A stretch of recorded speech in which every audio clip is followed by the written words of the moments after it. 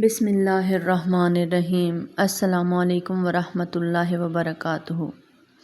جب بھی تاریخ انسانیت کا ذکر آئے گا، جب بھی حق و باطل کے معرکے کی بات ہوگی، ایک نام ہمیشہ ہمارے ذہنوں میں گھومتا رہے گا، اور وہ نام ہے کربلا۔ محرم الحرام صرف ایک مہینہ نہیں ہے، یہ تاریخ کا صرف ایک ورق نہیں ہے، یہ تو ایک ایسی یونیورسٹی ہے جہاں قربانی، غیرت اور اصولوں پر سمجھوتا نہ کرنے کا درس دیا جاتا ہے۔ آج سے 1400 سال پہلے عراق کے تپتے ہوئے صحرا میں ایک ایسی داستان لکھی گئی جس نے کائنات کا رخ موڑ دیا۔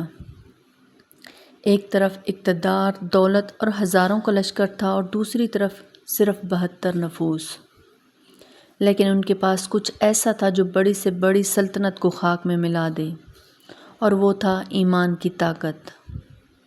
سامعین محترم، ذرا تصور کریں اس منظر کا کہ ایک طرف بھوک ہے، پیاس ہے، تپتی ہوئی ریت ہے اور معصوم بچوں کی سسکیاں ہیں۔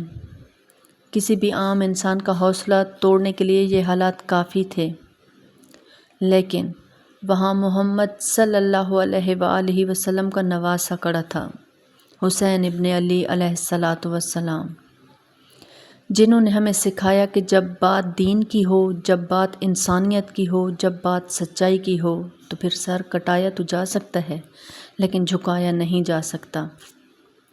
لوگ کہتے ہیں فتح یزید کی ہوئی کیونکہ اس کے پاس تخت تھا، لیکن تاریخ گواہ ہے یزید مٹ گیا اور حسین قائم ہے۔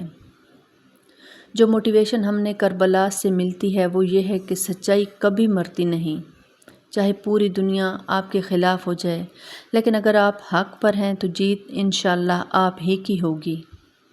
ہم ہر سال محرم مناتے ہیں، آنسو بہاتے ہیں، یہ ہماری عقیدت ہے، لیکن ذرا سوچئے کہ کیا ہم نے حسین کے کردار کو اپنی زندگیوں میں اتارا ہے؟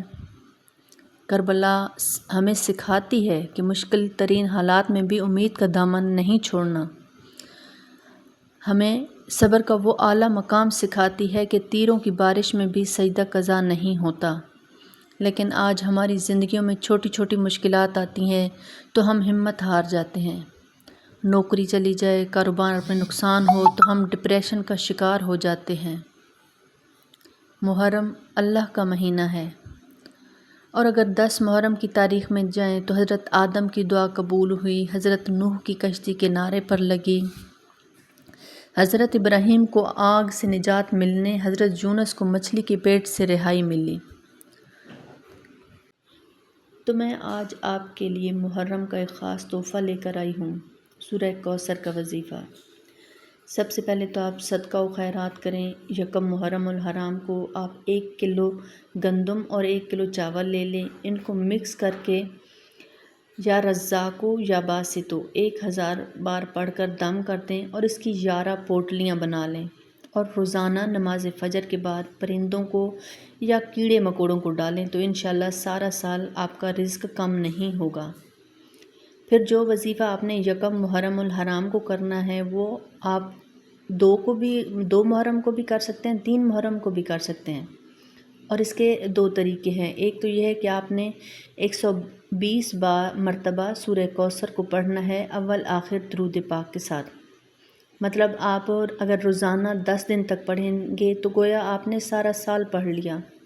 اور دوسرا طریقہ ہے اول آخر درود پاک 11 مرتبہ، اور درمیان میں 313 مرتبہ آپ پڑھ لیں۔ اس کا ایک تیسرا طریقہ بھی یہ ہے کہ اگر آپ 1000 مرتبہ سورہ کوثر پڑھ لیں تو اس کے بہت زیادہ ثمرات ہیں، اور آپ کو جو بھی پریشانی ہے تو وہ ان وظائف کی برکت سے انشاءاللہ دور ہو جائے گی۔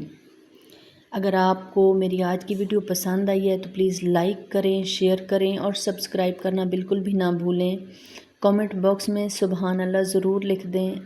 جزاکم اللہ خیرا۔ السلام علیکم ورحمۃ اللہ وبرکاتہ۔